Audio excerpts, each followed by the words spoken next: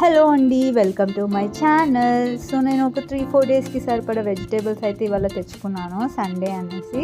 So ఇవి వచ్చేసి 1/2 kilo దొండకాయలు.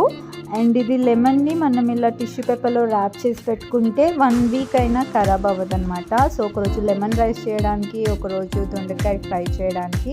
అండ్ నెక్స్ట్ ఈ బాక్స్లో వచ్చేసి 2 మునక్కాయలు అనమాట. అంటే ఇవన్నీ నేను మా పాపకి లంచ్లో ఏం పెట్టాలి అని అలా రెడీగా అరేంజ్ చేసి పెట్టుకుంటాను. సో ఇవి మునక్కాయ పప్పు చేసుకోవడానికి. అండ్ ఇవి క్యారెట్ ఫ్రై చేయడానికి.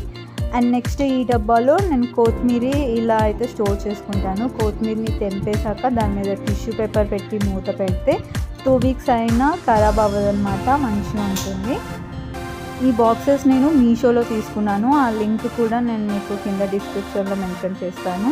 సో ఇది వచ్చేసి కరివేపాకు నేను ఇలా కాడలతో పెట్టేస్తాను అనమాట. ఇలా పెట్టడం వల్ల ఫ్లేవర్ తగ్గిపోదు. అండ్ ఇది మామిడికాయ. సో 1 డే మామిడికాయ పప్పు చేసుకోవడానికి. ఇవి 1/2 కిలో చిక్కుడుకాయలు అనమాట. చిక్కుడుకాయని కూడా నేను ఇలా డబ్బాలో అయితే స్టోర్ చేస్తాను. ఇలా అన్నీ అరేంజ్ చేసుకుంటాను. పొటాటోస్ని ఫ్రిడ్జ్లో పెట్టొద్దు కదా, అందుకని ఇలా అయితే బాస్కెట్లో పెడతాను. నెక్స్ట్ డే ఏం కుకింగ్ చేయాలి, లంచ్ బాక్స్లో ఏం పెట్టాలి అనేసి నేను ఇలా అయితే ముందే బాక్స్లో రెడీగా ఇది మండే, ట్యూస్డే, ఇది వెనస్డే అని ఫ్రిడ్జ్లో అయితే లైన్గా పెట్టేసుకుంటాను. మీరు కూడా ఇలాగే అరేంజ్ చేసుకుంటారా? కమెంట్స్లో మెన్షన్ చేయండి. వీడియో నచ్చితే ప్లీజ్ లైక్ చేయండి. అలాగే నా ఛానల్ని సపోర్ట్ చేయడానికి సబ్స్క్రైబ్ చేయండి. Thank you for watching. Bye.